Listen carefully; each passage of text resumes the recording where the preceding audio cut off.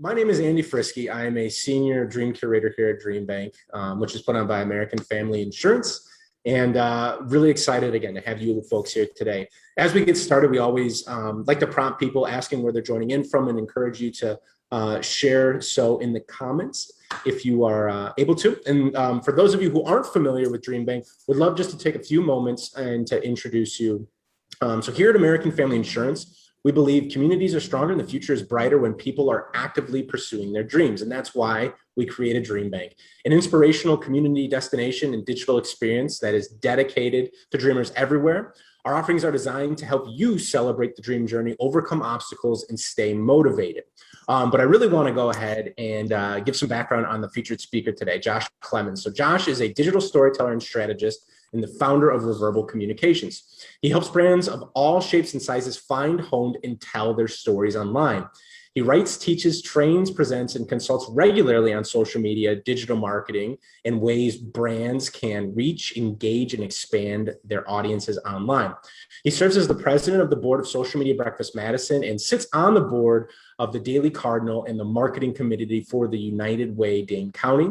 He's a Reed Award finalist and was selected in Business Magazine as one of Madison's 40 under 40 for their 2021 class. He's also the host of Step Up Your Social, a podcast consisting of short episodes, about 10 minutes or less, dedicated to quick actionable tips to help brands take their digital marketing to the next level. Have a topic you would like to hear covered, you can certainly go ahead and reach out to him. You can listen to all of his episodes at stepupyoursocial.com or anywhere you stream podcasts. He has a motto, and it's simple. You have a story, let's tell it. Without further ado, I'm going to go ahead and take it over to Josh. Josh, take it away. Thank you so much. And thanks everybody who was able to join us. So sorry about the complications. That's the world we live in sometimes, and it's all about being agile. You want to be good at this world, be ready to roll with the punches, as you've seen we're doing here, and as all of you are by proof of you being here. So today we're going to be talking about digital marketing for small businesses. It is a big topic. We're going to cover a lot of topics from the top. Andy, can you just confirm that you see the correct screen where it's got my deck? Everything is looking good. Great. We're going to talk about digital marketing for small businesses. If you'd like to connect with me during or after the presentation, these are my social channels, and you can check me out at those spots. So I work with a ton of different brands, tiny to huge, and the biggest issue that they all have is capacity. Everybody struggles to find time to do digital marketing right. So the biggest thing for me is making sure that the limited amount of time you have to put into digital, that you're using it well. The goal is not to win awards. The goal is not to, get recognized nationally for your TikToks. If you do, that's great. But the goal is to connect with your audience on an ongoing basis. And the best way to connect with your audience on an ongoing basis is to provide value to them, not to yourself, but to them. So I'm going to talk big picture, 30,000 foot view of what digital marketing is for a small business. And this applies to brands, organizations as well. But we have a lot to cover. We'll jump right in. So we're going to talk today about websites, search engine optimization, blogging, social media, email, Facebook ads, and some free digital tools that you should know. And by all means, drop your questions in the chat, and I will be more than happy to answer them at the end. Looking forward to talking about a topic I'm very passionate about with y'all right now. So first of all, a website. A website is the bedrock of your digital platform. Everything lives there. It's how people find you. It's how people engage with you. It is by far the most important tool in your toolkit. And I can't tell you how many small businesses don't put the time or effort into making sure that their website is up to the task of being their digital home. And I just say this as a consumer, somebody who goes to websites all the time, and some sites are amazing and some are very difficult to navigate. So let's just talk a little bit about some things your website should be. First of all, your website's not for you, it's for your audience. Don't talk about yourself, talk about how you can help them. When somebody gets to your website, they might be there to learn your history. And by all means, if you have a good history, put that on the site. But that's not really why they're there. They're there to learn how you can help them. So make sure that your website is garnered or tailored to the person that you would like to be reading it, not to yourself, right? It's not about telling your story. It's about telling your story as it relates to them. Make it easy to navigate. Don't be afraid to have the same pieces of your site on numerous places. Because just because you have a menu button one place, if you're a restaurant and you have a menu button at your menu, but at your about section, it might say ready to get started and have an easy way to get to the menu. You want to make it as easy to navigate as possible for your audience, because they are not going to put the time in to try and figure out where things are in your site. You need to make it easy for them. Hold their hand, It's okay to have your menu in 10 places on the site, if that makes sense. If you've got like hours, like maybe that should be in the footer, so it's on every page. Like, make it as easy as possible for folks to know what to expect. Mobile optimization matters a lot. Mobile optimization means quite literally that if I look at your website on my phone, it looks right. It doesn't look like a website version that's been condensed into something tiny. I can't tell you how often I go to websites and I cannot read them on my phone. And let me tell you, like a lot of people, I do a ton of internet searching on my phone. So if I get to your website and I can't read it because I'm on my phone, I mean, maybe I'll give you a minute, but I'm not going to give you 20 minutes, which is what it could take if it's not mobily optimized. Update it regularly as needed. I'm not saying like update your site daily just for the sake of it, but if you're going to be closed on a certain day, tell people. They will be very annoyed to show up to the store thinking that you're open and find out you're not when they checked your website hours and it wasn't listed. So like, use your site as a way to communicate with your audience on an ongoing basis. If you have team members, update that regularly. If I go to your site today and you're still talking about your summer sale, I know for sure you don't care about your website, and I'm probably going to assume that your site's not very useful for me either, right? Because you haven't updated it in 6 months. So, okay, let's move on, right? Like, so make sure your site is up to date with what's going on in your world right now. Have someone who doesn't know your business review your website. Do they understand what you do? Can somebody spend 10, 15, or even 30 seconds, look at your site and say, okay, I get it. You help people with this. If the answer is no, then you really need to work on telling that story better and better communicating your message.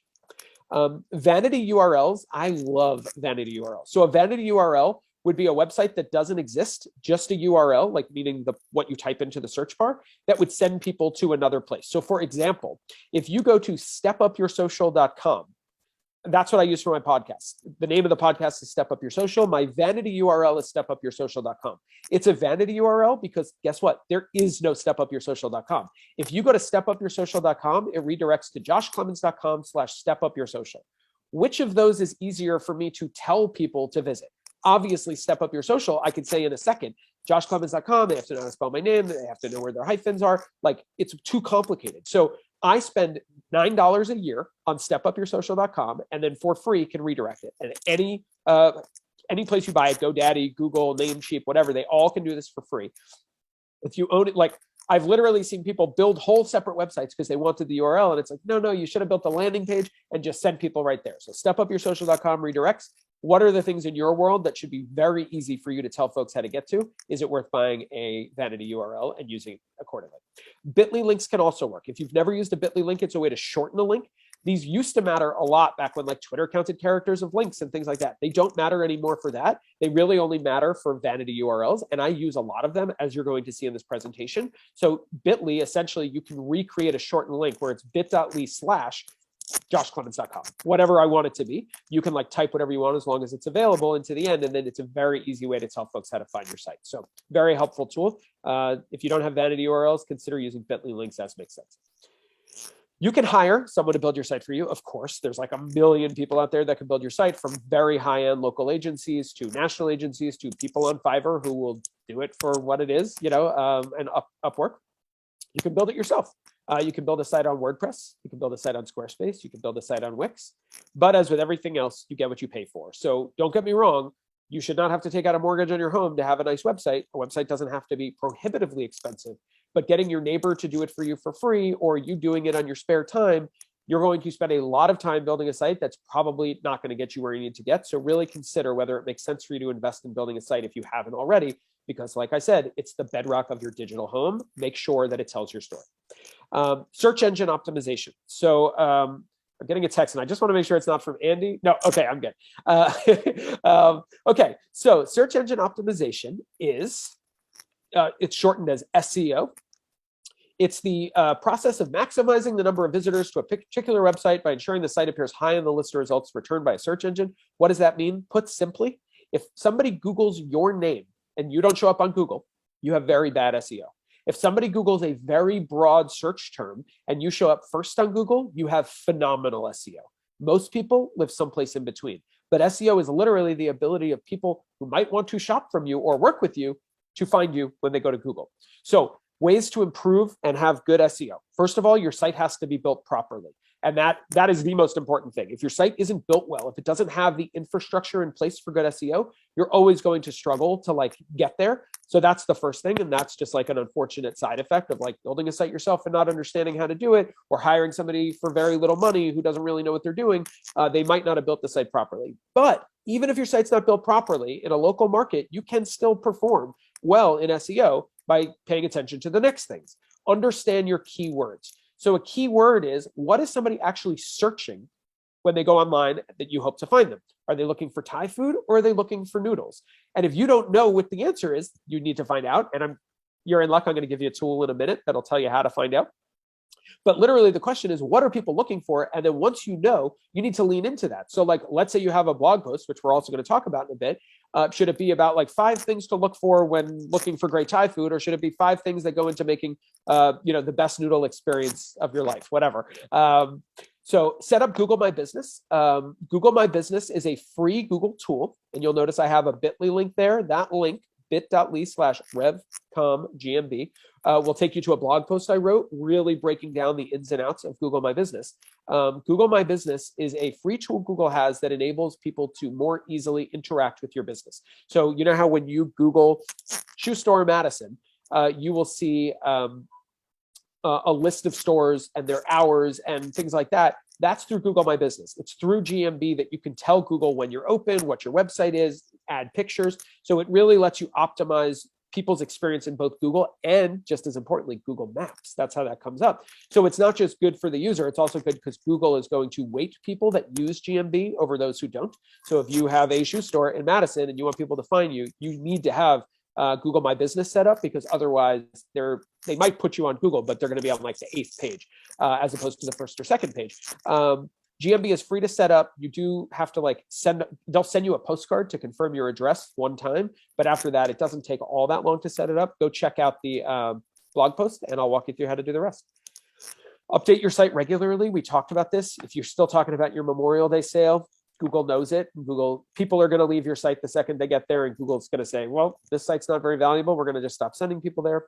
Add value. Make your site a place where people can find value on an ongoing basis about your field. So if you're a shoe store in Madison, don't just talk about the shoes you sell. Talk about trails that you can use the shoes that you sell in the community. Talk about ways to run a faster mile. Talk about the fashion tips, whatever it is. And a lot of that can be through your blog, but some of it can be built right into your site. You might want to have the 10 best places to go running in Madison and then show photos of those places and show your shoes, because then you're going to get SEO love, because people who like to run need to buy shoes, right? So like you're figuring out the keywords they're using.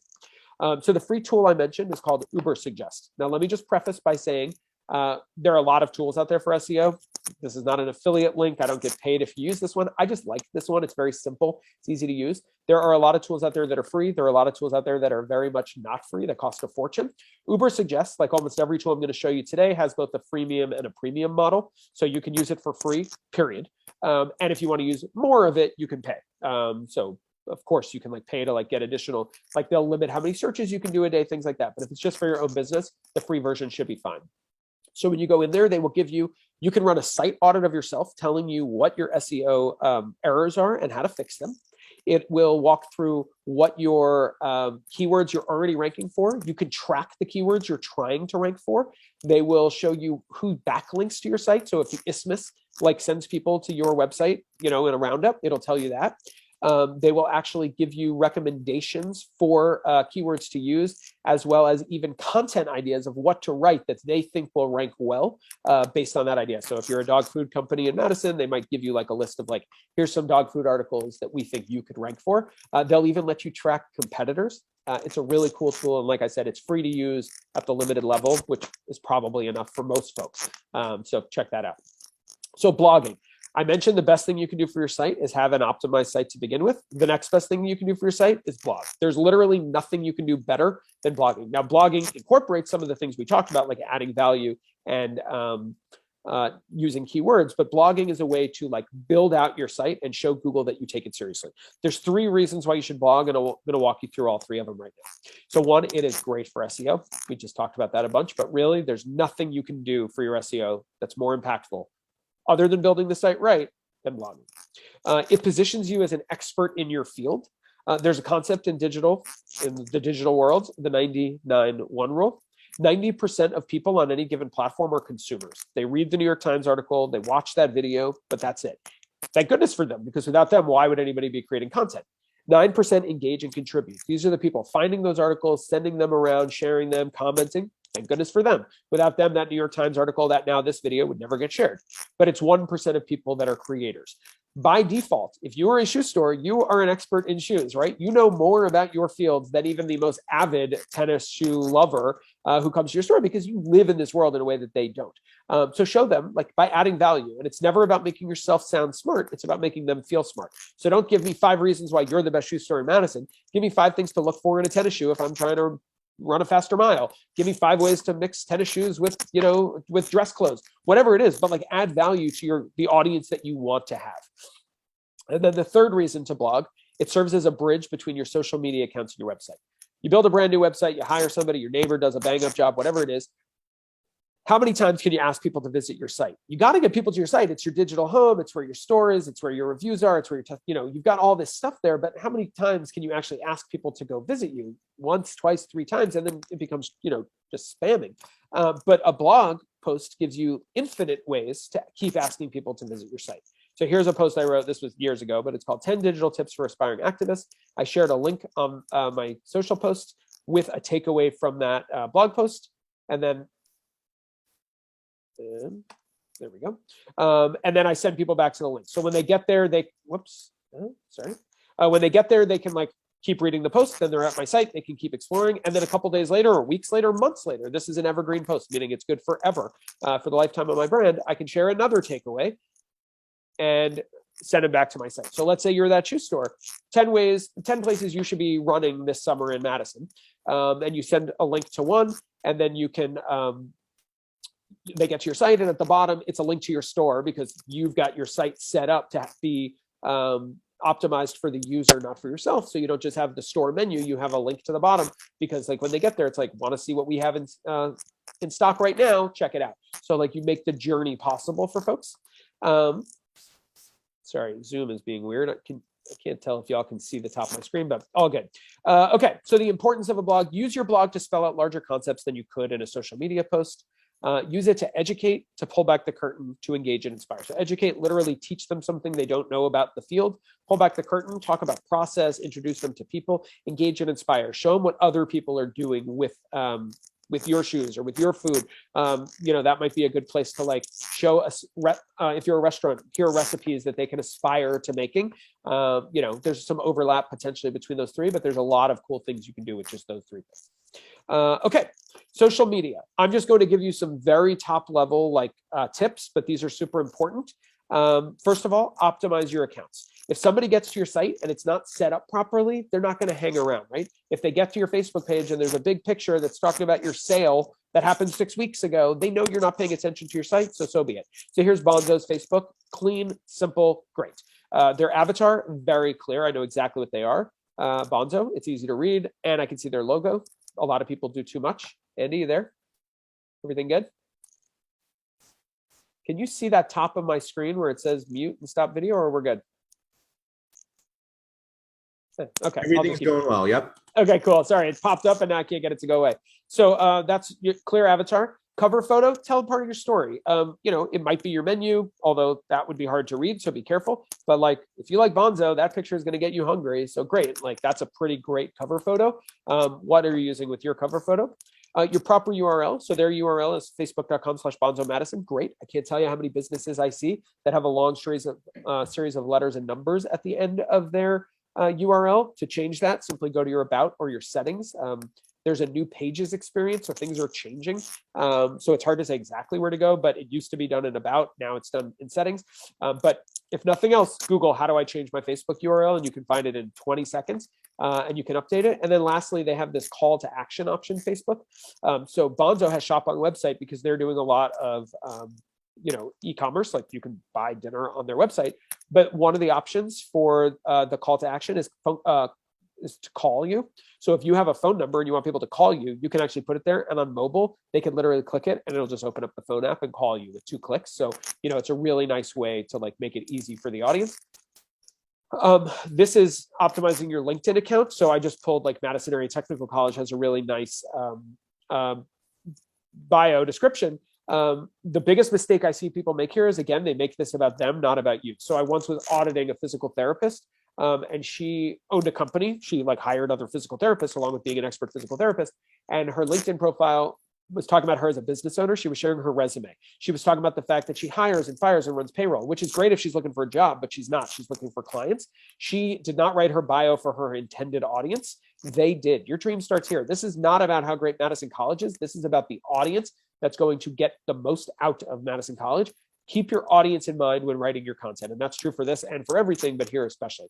So you should have a clean URL for your LinkedIn account. So mine is linkedin.com/in/Josh Clemens. This is another place where all too often I see a long series of letters and numbers. If you can't write it on a business card or say it at a networking event, it's a problem. Changing it is super easy. It'll take you about 45 seconds to change this. And I've got a blog post for you. They'll walk you through it. bit.ly/revcomli is in LinkedIn URL. bit.ly revcomli URL. So head there now, spend 30 seconds updating your URL. You will be better off for it in the long run. Tagging, super important. If you are talking about people on the internet without tagging them, it's like you're calling them on the phone without first dialing their number. They have no idea that you're talking to them. So it's super important that you tag folks when you talk to them. So on Facebook and LinkedIn, tagging folks is, this is how you do it. You start with the @ sign, you start typing their name, you see the drop-down menu, you select their name. And when the @ sign goes away and their handle is outlined in blue, they've been tagged. So if I did this with DreamBank, they would get a notification that I tagged them. They'd know I talked about them. They might like it or share it or engage with it. Like win-win. It helps my reach. It helps them because we're having a conversation. On Instagram and Twitter, you simply use their handle. So this one, you'll notice this person wrote about United Way, but they didn't tag them. So like maybe United Way is like searching for those tags, but probably not. So like this post, just like they never called United Way. They just picked up the phone and started talking, as opposed to this one where they did tag United Way. Super simple, @ United Way. If you're not tagging folks, you're missing a huge opportunity to build relationships. Cross posting. There are a lot of people in my field who tell you not to cross post, and I am a firm believer that those people are wrong. If you don't have a full scale marketing team, cross posting is your friend. Cross posting is the act of taking a single piece of content and posting it in a lot of places, like all your social channels. So if you're on Facebook, Instagram, and Twitter, and you've got a good image, you can post it to all three. But cross posting is fine because with cross posting, you're taking the same piece of content and you're tailoring it to the audience, meaning you're tagging them correctly. You're making sure that it doesn't cut off at the end, as opposed to auto posting, which in my opinion is one of the worst things people do on social. They say, okay, I'm going to post this on Facebook and automatically tweet it out. It goes to Twitter. It's just a link, or it's a broken, it's just like there's a bunch of dots at the end and it stops mid-sentence. You're telling your audience that your time's more valuable than theirs. You're not meeting where they are. That is a theme of today's session. Meet your audience where they are. If they're on your website, make it easier for them to navigate. If they're on your Twitter feed, make it easier for them to navigate. You're better off not being on Twitter than only using Twitter to auto post from your Facebook stream, because it's going to be crappy tweets. You're probably not logging on to engage with the folks that respond to you. There's no upside. There's a whole lot of downside. So cross posting, take the same piece of content, tailor it for each of your channels, post away. Auto posting, post it to one place and automatically post it to other spots. Stop that immediately. You're doing yourself a disservice, really. Social media is people. If you're not engaging with them, you are missing the whole point of social. Like, it cannot be a one-way street. It has to be a conversation. If people are asking questions and comments and you're not responding, I hate to be blunt, but you don't deserve their business. If somebody goes onto your social channel, responds to one of your posts and says, hey, do you have a gluten-free crust option? And you can't be bothered to respond, do you think they're going to then pick up the phone and call you? No, they're going to find someplace else and they're probably never going to come back. Folks want to feel a relationship with you on social. So you're literally better off not being on social media than you are being on social media, but not engaging with folks. It's like that simple.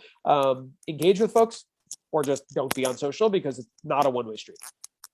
Check your analytics often. Analytics, I like to say, you're talking to your audience, and analytics are how your audience tells you what they like and what they don't, right? Like, you don't really know what's working, what's not if you're not checking. You're just throwing things at the wall. So check your analytics, and you can see literally how many people were reached by a certain post, how many engagements a certain post had, top performing posts. There's all kinds of things you can do with these free analytic tools that all the platforms build right into it. There's lots of third-party tools you can pay for. These are all free. But pretty much all the platforms have a free way to check your analytics. Take advantage of that. Facebook, they call them insights. You can go to your settings and then go to, it's on the left-hand side, and then go to insights. Or if you've updated to the new pages experience, which like is rolling out now and folks are switching over, then you just go to manage and it'll be there. So it's one of those two ways, not both. You'll either go to insights or you'll go to that manage option and like look at your analytics. Instagram has an option called insights. You go to your profile, you click on that hamburger menu, those 3 lines, you'll get a drop-down menu, and then you go to insights, and you can see all kinds of things in there, broken down by engagement, broken down by reach, video views, all kinds of things. Twitter, if you want to see your analytics, go to analytics.twitter.com. Super simple. LinkedIn, it's at the bottom of each post. If you're using your personal account, if you're using a brand account, it's actually right there in there. I sort of go back and forth between my take. I've found a lot more value in my personal LinkedIn account than my business one. And that's been my experience with almost everybody I interact with. But if you're using a business account, which there are definitely reasons to do, you do have built-in analytics, but your personal account also has them right there at the bottom. That's it for social. We could talk about social for hours and hours, as Andy and many of y'all who have seen me speak before know. I could talk about this topic for days, but I want to keep us moving. So let's talk about email. So email, some statistics. 99% of people check their email every single day. That's email users, of course. Check it every day. Many respond checking as often as 20 times per day. And I personally probably check more than that. I don't know about any of y'all, but I am an avid email user, to say the least. 59% of responders say email influences their purchase decisions. 64% of millennials prefer communications from orgs to come from email, and even more baby boomers. Like literally pretty much every age group, they want to hear from you from email. That is like the easiest place for them. They don't want you to call them. They don't want you to text them. Maybe they'll see your social posts, but if they want to hear from you, they want to hear from you by email. And over the last 12 months, meaning COVID, almost 4 in 5 marketers have seen an increase in email engagement. Like folks are checking email more often and paying attention more. So if you are not taking advantage of email, this is a good time to start. This is all from the same blog post, that HubSpot blog post. Or sorry, this is from a HubSpot blog post, which you can find at that link, blog.hubspot.com. People read emails on their smartphone, like a lot. Over half of all emails happen on mobile devices. So if we had more time, I would show you some like examples of emails that like look really nice on a computer, but when you shrink them down, they look terrible. The biggest thing I can say about email optimization, 2 columns might look great on your computer. It's going to look terrible on your phone. So write your emails for a phone, and then they'll look fine on the computer. If you write them for your computer, they'll look like garbage on the phone. It's as simple as that. Single column, always the way to go, because otherwise it's going to get shrunk down and it's going to be impossible to read. This is also from that HubSpot article. Okay, so Warren Buffett has a simple trick to writing great emails. And honestly, this is just a great trick for writing marketing, period. And I love this trick. I've been using it even before I heard his version of it, but it's Warren Buffett. His version's better than mine. Write your content to an actual person. And he uses his sister Dottie. Don't write to the world, because the world doesn't care what you have to say. Write to a person, because the person does. It's the person you're talking to, not the world. You're not, when you send out an email, you're not writing to Madison Square Garden. You're writing to 1,000 or 100 or 10,000, whatever, individual people. And each one of them is going to read your email on their own. Do they feel like you wrote that email to them or to everybody? Writing it to everybody would be like, hey, we've got this new thing talking about yourself, because at Madison Square Garden, you can talk about yourself and people might get excited. That's not why people open their emails, right? Like they open their emails to hear to themselves. I did an entire podcast episode on this, stepupyoursocial.com. to find it, or wherever you stream podcasts, episode 9. So check that out. And like I talk more about it, but essentially picture an actual customer or person that you would like to talk to. When you write your email will read much better, much better. Which are you more likely to open? An email from a friend constantly asking for favors, or an email from a friend telling you about the exciting things going on in their life? If you're the former, I would love for you to send me money. I don't know. Like, I don't know anybody who's the former, right? Like, we're all the latter. The latter are people who want to like add value to their inbox, not like drag it down with like junk. But if every email you send is trying to get people to buy something, well, you got yourself a problem, because you're the one on, you're the former, not the latter. You want to be the one who adds value, who makes people excited to open your emails. And yeah, sure, you could still sell things. We'll talk about that a little bit, but like, it's not that you can't sell things. It's just that you can't just sell things. There has to be value to your email. How do you add value to your email? Write emails people want to read. What does that mean? Provide value to your list. tell people, and every list is unique. So I can't tell you what the right answer is, but if you're not adding value to your list, you're just spamming their inbox. Tell stories that make them feel like insiders, like bring them in. Value might be sharing those blog posts you wrote with like 10 places to check out in Madison, whatever. Give people a reason to be excited to hear from you. You can ask for the sale, but that just can't be all that you do. If that's all you do, folks are going to very quickly mark you as spam and or unsubscribe. Let's talk Facebook ads. So first of all, a lot of people who do Facebook ads as beginners just click boost post right in Facebook. Don't do that. Never boost a post right from within Facebook. You're missing a lot of tools at your disposal. It's much harder to track them. So stop hitting boost right within Facebook. Likewise, the ads center, I think they call it, don't use that. That's like a stopgap where they're just trying to like get people to use ads who don't understand it. What you want to do is go to facebook.com/ads/manager. That's where you want to be running 100% of your ads, 100%. /ads/manager. It is your responsibility to know what you are and are not allowed to do with Facebook ads. So go check out their policies, facebook.com/policies/ads. There are 3 components to a Facebook ad. There's the audience. Who are you talking to? There's the creative. How are you talking to them? There's the analytics. How's it working? Like, are people responding well or not? So to look at your audiences, on the left-hand side of the ads manager, you'll see this drop like this, these icons. You want to click on that hamburger menu. It used to be 9 dots. Now it's a hamburger menu. Facebook loves to change things, constantly changing things. But click that hamburger menu, and then you'll see a list of things. I have audiences in my shortcut. If you don't, simply scroll down, and it'll be there in the left-hand side. So audiences. When you get to audiences, you have 3 options.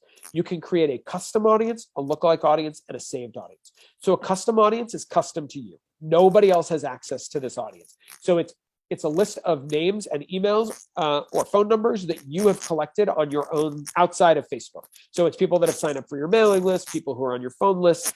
It might be current customers or donors, whatever it is, but it's a list of people you have. It could also be people who have visited your website, because you can track folks using the Facebook pixel if you've got that set up correctly. It could be people who have engaged with your Facebook page or your Instagram account. There's a lot of different types of custom audiences you can create, but long and short of it is those audiences are custom to you. Nobody else has access to them. If, and there's a big if, you have a really quality custom audience, meaning like you're a business and you've sold 10,000 products, and you can match, half of that, 5,000-6,000 people in Facebook as a custom audience, you can build what's called a lookalike audience. And a lookalike audience is where Facebook takes that custom audience, figures out what they have in common, and finds other people with the same thing in common. The vast majority of small businesses don't have access to good enough custom audiences to use lookalike audiences, in my experience, but not all, some do. But that's okay, because that's where saved audiences come in hand. Saved audiences are you using information that Facebook has collected as a way to build your audience. So for example, you could search based on location, and that's anywhere from a mile radius all the way to an entire state or even the entire country. You could search based on language spoken, age, gender, demographic information, interest, and behavior. Now, I will tell you, Facebook keeps making this platform less powerful. So we're about to lose even more tools in the next few months. We just heard we've lost a ton over the last few years. But even with all the power they're removing, I would still argue it's one of the best micro-targeting ability platforms that's ever existed for advertising. You can still target at a very high level, not as high as you could 5 years ago. That's the long and short of it. If anybody's like hearing in the news that Facebook ads are changing, they're still powerful. So you could target people with a college degree. You could target just parents. You could target just parents of 3 to 5 year olds. You could mix and match and say only parents of 3 to 5 year olds who have a college degree. You could even say they had to have gone to the UW, or they like football, or they don't like football. Whatever. You can really target very specific audiences and build out audiences of the people you want to talk to, so that you're not talking to the whole country. You're talking to just a very small subset of people that you think are likely to be interested in your message. So that's it for audiences. Happy to take questions on all of this, including that during the Q&A. For creative, the long and short of it is, the simplest way to think about it, you get to ask Facebook for one thing with an ad. And that's the biggest mistake people make with creative, is they think, okay, I want people to engage with my ad. I want them to watch my video. I want them to click my link. I want them to buy this thing. I want them to sign up for my newsletter. That's great, but that ain't going to happen. Asking people to do too many things is the same as asking them to do nothing at all. So There's lots of different types of ads you can create. And the ones that I use all the time that I think you'll use are brand awareness, which are low value, low cost. I like to think of brand awareness as a billboard, like a digital billboard. I use them actually a lot in politics when I'm not trying to get any specific action. I simply want people to have like high name ID. For a business, I probably wouldn't use that unless you were really just trying to promote the fact that like your store is back open, or you're changing your hours, or you have some new thing in stock. Like there are these opportunities where you could use a brand awareness ad. It's going to be low cost, low value. Low value meaning like what you're asking them to do is simply stop, look at the ad before moving on. That's considered a result. So like it's lower value, but just like a billboard is lower value, but you're still getting really high name ID for not as much money. Whereas a traffic ad is sending people to your website. So that's saying, I want to send people to this landing page, that landing page, whatever. That's a traffic ad. So of course, it's going to cost a lot more to send someone to a website than to have them stop, read your post for 2 seconds and move on. But it's also more value. So higher cost, higher value. Video views, if you've got a video and you want people to watch it, run it as a video view ad, because Facebook will show it to people most likely to stop and watch a video. Conversions. If you want people to sign up for your mailing list or buy something on your site or do some specific thing, conversion ads can be very powerful. But I will preface, you have to have, Facebook has to understand what a conversion on your site looks like. So if you don't already have them happening, conversion ads are not magic. You can't just hit conversion ad and then expect there to be like 10 times more sales. Facebook has to be able to understand what sales look like before they can tailor towards that. So if your site's already up and running, conversion ads can be great. Like if you're an e-commerce company, let's say, but if they're not really moving, like you probably want to start with like reach or traffic and really just get in front of your audience and like try to build it up organically. And then you can switch to conversion. So again, this is a conversation for a deeper dive, but conversion ads can be powerful if you're at a place to use them. And then lastly, engagement ads. So when I said don't boost posts, that doesn't mean you shouldn't boost your post. It simply means you shouldn't do it within like facebook.com, like the primary app. You should do it in the ads manager. I actually boost posts a lot for a lot of my clients. It's a great way to get like your content in front of more people. Facebook is pay to play. You got great content, nobody's seeing it. $5 will change that dramatically. But I would never boost it from Facebook. I would always do it from the Facebook ads manager. And when you hit engagement, you have 3 options. Post engagement, which is like a boosted post. So what you're telling Facebook you want is likes, comments, shares, things like that. Page likes, which once upon a time were valuable, today are absolutely not. The only time you should use a page likes campaign is if you're like in like a industry, essentially you're just trying to like make it look like you've got a big following quickly, which I don't recommend because that's not a long-term solution. That page likes will not get you in front of your audience the next time you post organically. So I do not recommend using page likes ever, but that's the room where they would still potentially come into play. And then event responses. If you're hosting an event, event responses is how you would want to promote them. Analytics. So this is how you know if things are working well. So I just want to walk through a couple like, key terms that you should understand when reviewing your analytics. Analytics are how you know if your ads are working well. Like you're spending money, is that money well spent? Result is literally how many of whatever you asked for did you get? How many video views, how many traffic clicks, how many brand awareness recall lifts, how many conversions, whatever. CPR is cost per result. So how much did each of those things that you asked for cost? Reach is the unique number of people who saw the ad. So if Andy and I each saw the ad, it would have a reach of 2. But if I saw it twice, it would have 3 impressions. Impressions is the total number of people who times the ad was seen. And the frequency is the average number of times the ad was seen. So if Andy and I each saw it once, but I saw it twice, it has a frequency of 1.5. So it's a helpful way to understand like, whoa, on average, people are seeing this ad 35 times in a month. That might be too much, but like once in a year, probably not enough. So like you want to like work with that a little bit. Engagement is literally likes, comments, shares, things like that. So like how many engagements did you get? CPC is cost per click. How much did it cost to get a click to your site? And CPM is cost per 1,000 views of the ad as a whole. So a lot of people use that as a metric. It's a very traditional advertising type of metric, so it's good to know. Some best practices on ads: test numerous ads. You don't know what's going to work well, and your ads will A/B test against each other. So like you're competing against yourself, like A/B testing, which helps you get more for your bang for your buck. I have a client who runs a lot of Facebook ads that I manage, and they run these like really traditional looking graphics that some ad agency runs for them, and like they look okay, like they're fine, but every time we use a picture of a real person, it way outperforms, and every time we use a video, it performs even better. Like, so I might take the exact same copy and just test 3 versions of it, one with a photo, one with a video, and one with the graphic, and see which does better. In my experience, photos outperform graphics, but like test both and see what's working, and you can test them side by side and literally A/B test them against each other. Keep your posts limited to a single CTA, call to action. If you're asking people for 3 things, you're asking them for no things. We already talked about that, but super important, worth reiterating.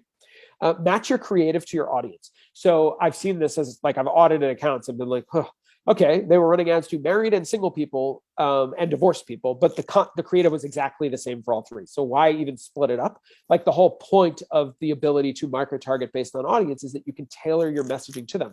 So if you're a shoe store and you're running ads just to men and just to women, but it's the same ad, then you're just wasting half your money, right? Like the men seeing the women version is a waste, and the women seeing the men version is a waste. Instead, target ads just to men about men's shoes, and just to women about women's shoes, and just to kids, just to parents about kids' shoes, and whatever. Like, you can have as many ads as you want for like pretty low buys just to see what's working. So really pay attention, like think about the journey and match the creative to your audience. Have good naming conventions for audiences and ads. This is just like a big mistake I see people make all the time when I'm auditing accounts. So I really can't stress it enough. Don't name your audience after the date, because you'll never know what that is in the future. It will never be helpful again. So instead of naming it after the date, give it the most specific name you can. Madison, plus 25 miles, women, comma, parents, comma, 18 to 25. Like, the more specific your audience name is, or men, comma, Packers fans, comma, college degree. The more specific your audience name is, the easier it'll be for you to use it later. And likewise for your ads, talk about what you're trying to do with the ad. Don't just call it post 7, post date, because you'll never know that. When you want to go back and like review and see what's working well and what isn't working well, the more of a naming convention you have, the better off you'll be. And this is just for internal use. I've just seen that it's not useful to have a bunch of ads that you don't understand what you're looking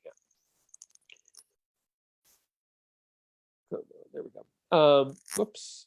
Okay, well, I accidentally clicked it twice because it didn't work the first time. Monitor. Facebook is very unique in that you're not guaranteeing to spend what you say you want to spend. So let's say you say, I'm going to spend $1,000 this month on this ad. If that was a radio station or a magazine or a TV, you're spending that $1,000, even if not a single person calls the store, right? Like, you've committed to spending it. It is what it is. Facebook, that's not the case. You're saying, this is what I'm going to spend unless I decide not to. But you don't get to undo any spend you've already done. So let's say $1,000 budget, $150 in, and you haven't gotten a single lead, you could turn that ad off. So you are committing to spending the $150. You're not committing to spending the $1,000. So you only have to spend what you've spent already. Which is important, because if you're monitoring and paying attention, then you don't have to worry about like spending way more than you intended. If a lead's only worth $3 to you and you spent $100 and not gotten one, well, you need to rethink your ad strategy. So you want to be really careful. And I cannot tell you, I've had this many times where I've gone into somebody's account, looked at their ad, like audited their account, and found that they were running ads they didn't even know they were running. Like, they were just running ads on a credit card they forgot about and had spent like tons of money. And it's like, it's a painful conversation to be like, dude, I don't know what to say. Like, you spent all this money, these ads weren't working, you don't know what they're doing, and yet here they are. So pay attention to your ads manager. If you have ads running, make sure you know it and make sure you know how they're doing, and then start small and watch your budget. Don't spend more than you're prepared to spend. Like, you might not make your money back quickly. You might not make it back at all, especially if you're doing it yourself for the first time. So spend money, but spend it wisely. That's it for Ads Manager. More than happy to take questions on it. But real quick, I want to give you all some free digital tools that I think you should know about. And I have a whole podcast episode at Step Up Your Social about more tools, so you can check those out. But these are just a handful that I think are valuable for small businesses that are worth checking out. So first of all, Google Alerts. So, and for the record, as with every tool I've mentioned today, everything is free. There's no cost to any of this stuff. Many of them have premium model versions, but all this stuff is free. So Google Alerts, I'm sure you've heard of Google Alerts, whether or not you've set them up, I don't know. A Google Alert's a very simple idea. You tell Google, watch the internet for this phrase, this word, this whatever, and anytime it pops up, send me an email and let me know. But what you may or may not know is that Google Alerts can come in as they happen at most once a day, at most once a week. So what does that mean? I can get a Google Alert. Let's say I own the shoe store on downtown Madison. I might put like the name of my company into Google as a Google Alert, and I want to know the second it gets mentioned that it happens. So that would be as it happens. But at most once a day might be like tracking my competitors. Like I don't necessarily need to get an email every time one of my competitors gets mentioned on Google, but once a day I'd like to see a roundup of what was going on with my competitors. And maybe at most once a week, I want to see a roundup of keywords like physical fitness, Madison, or places to jog, whatever. Like again, this can go back to Uber Suggest, where you can like figure out your keywords, but you can actually track keywords at a broad level and use Google Alerts to track them and get that email daily or weekly, as opposed to as it happens. So I have Google Alerts set up for clients and for myself that are as they happen. Some that are daily, some that are weekly. It just really depends on what I'm looking for out of the alert. Canva. Most people I find, like when I started talking about Canva, nobody knew it. Now I feel like everybody knows it. It's essentially Photoshop for dummies. I say that as one of those very happy dummies who uses it all the time. If you're a great graphic designer and you can kill it in Adobe, great. If not, Canva has you covered. It is a phenomenally powerful tool. I mean, really phenomenal tool. You can very easily go in and like take any of this stuff and edit it. So instead of saying Pasadena Cycling Club, you can make it Madison Cycling Club. You could change the colors with a single click. You could change the fonts. You could change the text. You can get rid of one of those bikers and replace it with a motorcyclist. Any of this stuff is editable easily. It's drag and drop. You do not need to be an expert in Photoshop or in design in general to be good with Canva. They just have like thousands of templates. Canva is free to use, but there's a lot of things that you have to pay a limited amount for. Like if you want to use a certain photo, it might cost $1, or a certain element, it might cost $1, or for $100 a year, I think it's like $99 a year, you can get the pro version and then everything in it is free. And I used Canva for free for years and it was great. Now I pay for it and I'm much happier with it. Like I could just do a lot more. It's a great tool, but just something to know about. If you work with or work at a nonprofit, canva.org gives Canva Pro for free to nonprofits. In my experience, it only works sometimes. Like I've seen nonprofits apply and it's not the best system, but if you do have a nonprofit, it's worth checking out, canva.org. Unsplash is a really powerful tool for finding free stock photos. I am not your lawyer. I'm not a lawyer. I'm not your lawyer. So I'm not telling you what you can and can't do with these, but essentially these are, so Google about what you are and are not allowed to do, but Unsplash gives you photos that you can use for free on the internet. So there are limitations, like you can't sell something with an Unsplash graphic on it, but if you want to put one of these in a blog post, one of these on social, even on your website, like again, read the fine print, but you can essentially do that. So if you go in there, you can search for anything and there's just really high quality photos like right in there. So instead of going to Google and trying to find free images, whatever, Unsplash just has really high quality photos that you can use for free. So when I cite social media pictures, all of these things come up and there's thousands more. If you are looking for a more diverse population of people by color, by race, by gender, by religion, I did a roundup of websites that cater more towards diversity within their photos than you might find in like the standard places. And I did a blog post on that, a roundup. So head to bit.ly/diverse-photos and you can find 10 places to find diverse photos. I just put that together a year or two ago because I found that it was lacking in a lot of the spots. So if you're trying to cater to an audience larger than yourself, head to diverse photos and see what you can get. Grammarly is a really cool free tool. They do have a paid version, like all this stuff, but it's a free tool. It's a plugin that goes on your computer and your phone, actually. And essentially, it's spell check built into your internet. So you'll see there's a red line under work because it should be we are. It's our hope. They're saying with blue, they're saying it's a little confusing. So it's just like a nice way to like catch, like there might be a better way to say this. So it's a cool free tool. Won't change your life, but might help you catch some embarrassing spelling mistakes before you send off that email to that big client, with the big typo in it. Emojis on desktop. If you're on your phone, like, most smartphones, or I think all smartphones have emojis built in, desktops, not so much. So there's a free website called getomoji.com where you can literally search for any emoji, copy and paste it, drop it in just like you would, anything else. Or if you're on a Mac, and if you've never done this, this is literally a magic tool. Like I can't believe how long it took me in my life to find this, and now I use it all the time. If you hit Control, Command, and Spacebar, you will get an emoji keyboard that just pops up and you can add it into anything you're doing on your computer. It will literally just superimpose over your current screen and you can just pick them. I use this tool daily. Love it. Control, Command, Spacebar. Step Up Your Social is full of lots of free tips. Go to stepupyoursocial.com. Which again is a vanity URL, or head to wherever you stream podcasts. All my episodes are short, around 10 minutes or less, and they provide quick, actionable tips to take your digital marketing to the next level. I mentioned throughout this session that I bunch of the topics we talked about, I have episodes on there that I dig deeper. Free digital tools, how Warren Buffett writes, why Warren Buffett is a better writer than you, I think is the name of the episode. So go check that out. If anybody would like to sign up for my mailing list, I keep it all value, no spam. Head to joshclemens.com/prez. That's PREZ, and you can sign up for my mailing list. And I will send you updates in the field and what's going on, and occasionally let you know if I'm speaking somewhere, but mostly it's about like what's happening in the world of digital marketing. Again, if you have not already connected with me on any of these places, Twitter, Facebook, LinkedIn, Insta, that's my mailing list, and then the podcast. With that, I'm going to stop sharing my screen, give folks a second to take that in. And if there's any questions, happy to take them. And if not, happy to, take it from there. How's it going, Andy? Good. It's going well. It is going well. A couple questions came in. Sure. So this one is asking, for events on Facebook, is there a way to promote your paid event without charging through Facebook?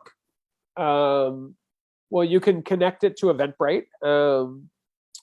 So you can promote an event and then have a different way to pay. If you connect it through Eventbrite, that's pretty seamless. I'm not sure if I fully understand the question. I think I do. But if nothing else, you can have an event promoting something else and then send folks elsewhere. So you can send them to a landing page on your site. You can still have that. And then Facebook wouldn't be involved in the payment process. So like you could build a landing page or have, a Zoom link or whatever, use the event to promote it, but don't actually have people fully RSVP there, just use it to promote and then send them someplace else where they can pay from there. I think that answers the question. If not, they can let me know.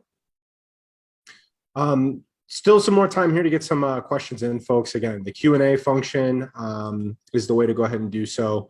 So I think there was a follow-up here. So the person followed up with RE events. It seems like Facebook makes me list events as free unless I have them pay through Facebook. Yeah, Facebook and a Facebook, it is what it is. You could, that's a good question. Yeah, I mean, obviously it's not ideal to have to tell people it's free and then be like, oh, but there's a cost. So, you might have to go that route. Honestly, I don't use Facebook a lot for paid events. I don't do a lot of paid events like that. But I do think, using the Eventbrite integration is definitely easy. We use that for social media breakfast for sure. It's not paid, but same idea. And it's very simple. So that's definitely a way to go. The other thing I'd look at is if whatever third party you're using for paid has an API integration where you can connect it. So can you use, Event Monkey or whatever it is you're using and connect it right to Facebook? Because that might be a way to get around it. But I'd have to look at the specifics of the tool you're using to be able to give you a better answer. By all means, feel free to connect with me on social. I'm happy to try and dig in.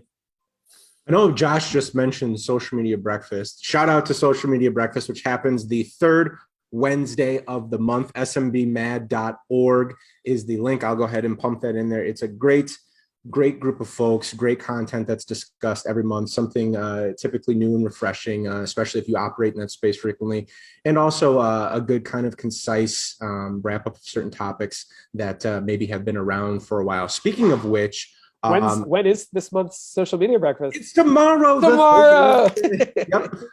Yep. I'll go ahead and I'll put a link in the comments here for folks, free of charge. It's being streamed on Facebook.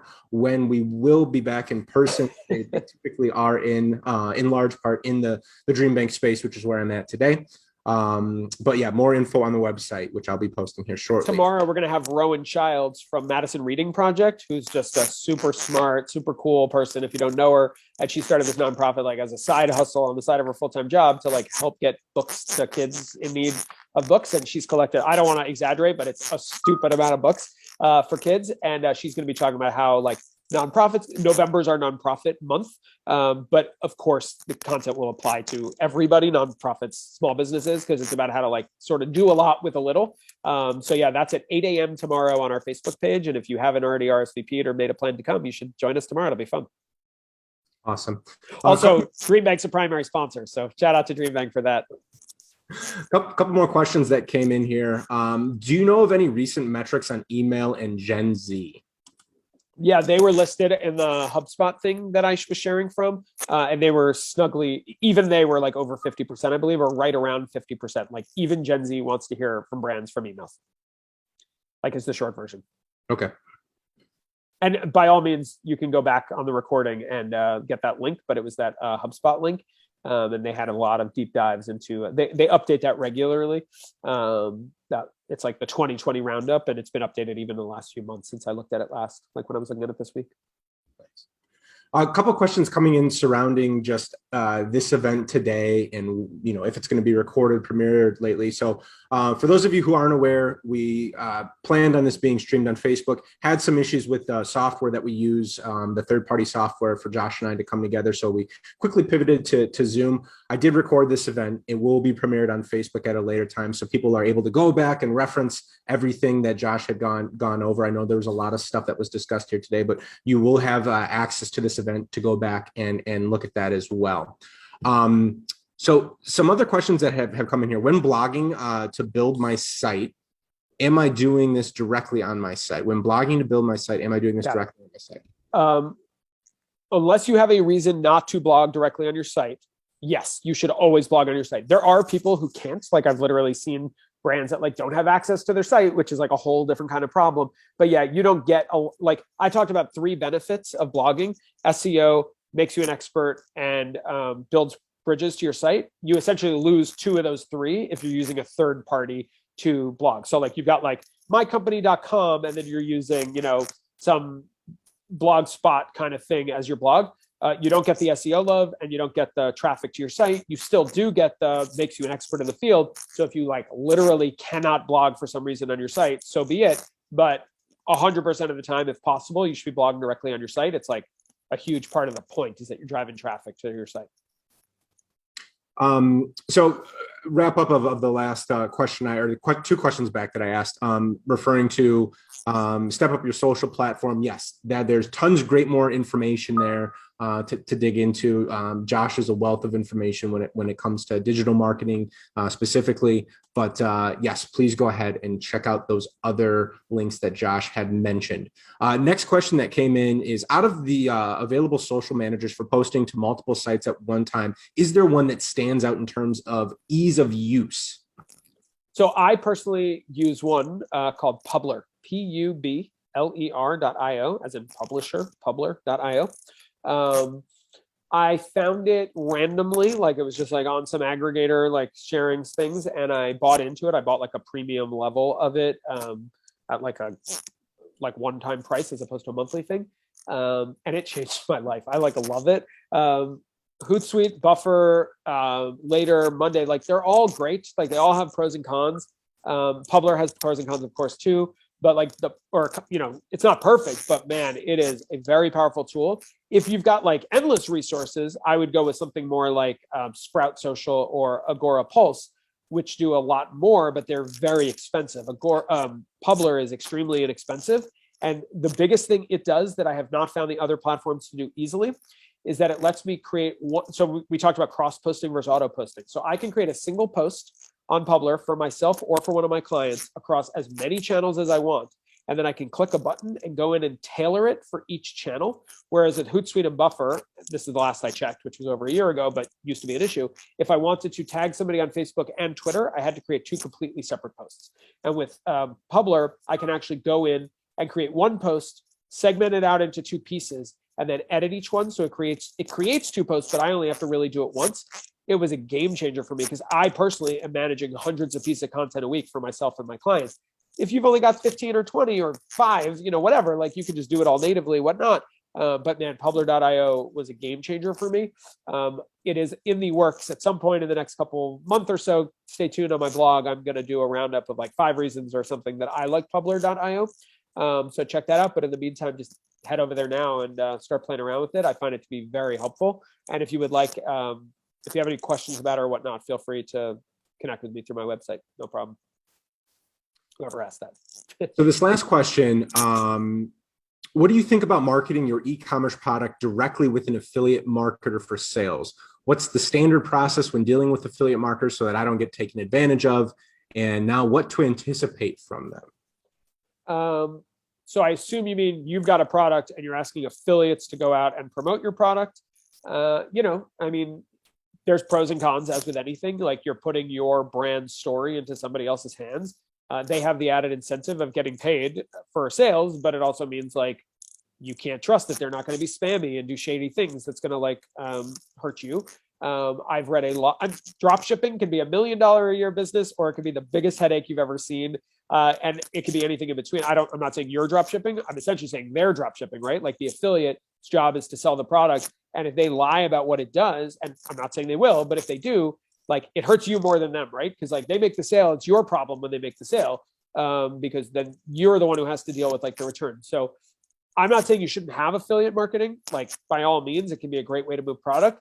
But I do think there needs to be like a relationship built between affiliates and yourself. It can't just be like throw out the widest net. I'd rather see like power users like given the opportunity than just like everybody. Obviously, this is all case by case. Like I don't have any specific knowledge of your field, your industry. Like I have an affiliate link for Public if you wanted to use it. And it's the only thing that I have an affiliate link for because I'm such a big fan of it. I was like, I'm telling people about it all the time. It's just /JLemonsK if you want to publir.io/JLemonsK. But I didn't even mention it at first because like, whatever, I don't need the like $3 I might make if somebody signs up. But at the end of the day, it's like, I only use affiliate links for products I'm very personally excited about. My guess is there are a lot of affiliates out there who use it for every product they can find. And then they're, just because you're good at SEO doesn't mean that you're selling the products that you believe in. So who are you getting associated with? And that's the question I'd ask.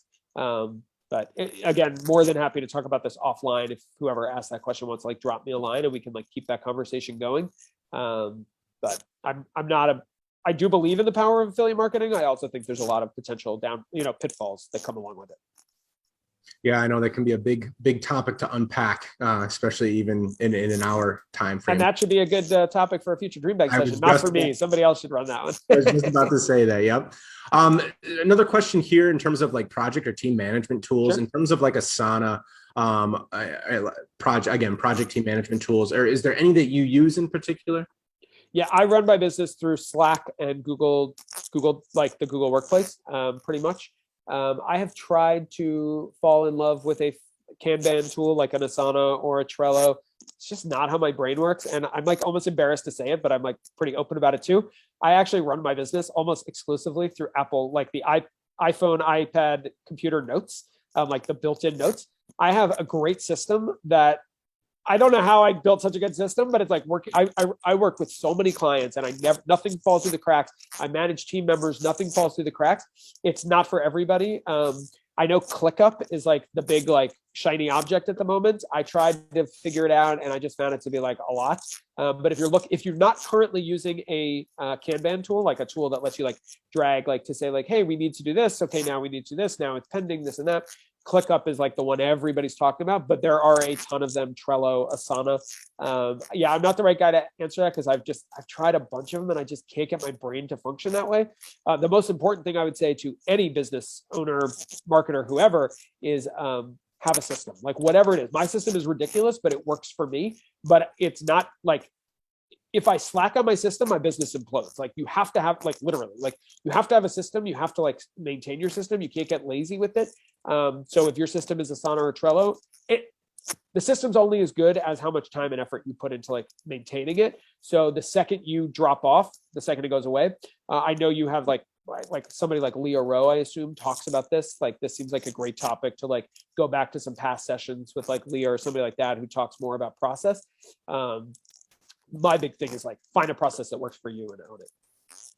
So yeah, the JK Lemons app process is going to be hitting the App Store soon, right? Google Play. Yeah, exactly. Yeah. At DreamBank, we use Monday.com for kind of organized. People love it.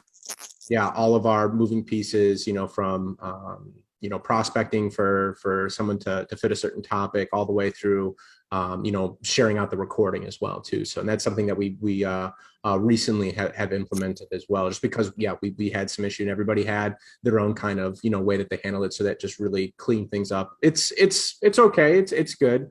My notes works for me where all roads run through me, but if I had a team of 10 people that I was trying to manage but not like micromanage kind of thing, it would not work. So I think that's where like you kind of have to have a Monday.com or Asana or a Trello, ClickUp. Like there's tons of options out there. So many options out there. Yep. So Yep. the biggest thing is like pick one, figure out the full functionality, and then like live with it, you know? Yeah, absolutely. Well, Josh, that concludes all the questions that have come in.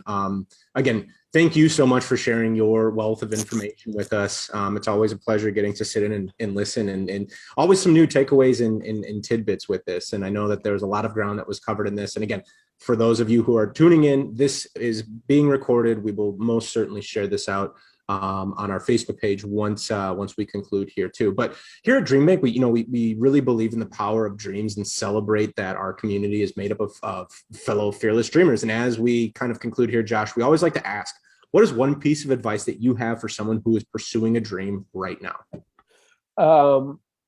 That's a great question. So I think the biggest thing is, and I mean, it's cliche, but like, if you don't like what you do, you're not going to be good at it, right? Like find something you like doing. Don't go quit your job and start it tomorrow. Find a way to start doing it slowly. If you're not already doing what you love, find a way to incorporate it as a side hustle, whether that's trying to get clients or just doing it for fun. Like if you wish you were a graphic designer and you spend all day in front of a spreadsheet, just start graphic designing, develop a portfolio. Like you don't need clients to develop a portfolio for anything, right? Like some things are more complicated than others, but like if you want to like work as a freelancer, like don't just quit your job and become a freelancer, develop a portfolio, build your website, start building up your content, blog, like literally start blogging on your field to show you're an expert. Even if you're not actually taking clients, building up that blog today can help you in a year when you decide to start taking on clients. So the biggest thing is that. And then the other big thing is be generous of spirit.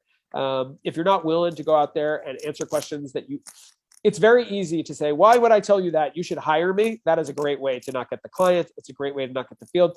In January, I'm going to be back at DreamBank talking about content marketing. Content marketing is the act of telling your audience everything you know, so they'll hire you to help you with it, like with no strings attached. Like if you're like waiting for people to hire you before you like share your secrets, they're not going to hire you because they don't know who you are or what you do. You got to be willing to like tell people what's up. You got to say yes, not every time, but you got to say yes sometimes. So I think generous of spirit and start creating content as early as possible, because by the time you're looking for clients, it's too late, or starting the business or whatever. Like that's not when you want to start. You want to start before, like while you're building the process out. Thanks for that. Thank you all for tuning in today. We really look forward to continuing to learn and grow and dream together. You can learn more about upcoming DreamBank events and content design with your dreams in mind at amfam.com/DreamBank and by connecting with us on our social channels. On behalf of American Family Insurance and DreamBank, we look forward to hosting you again soon. Until then, keep dreaming fearlessly, and we will see you all next time.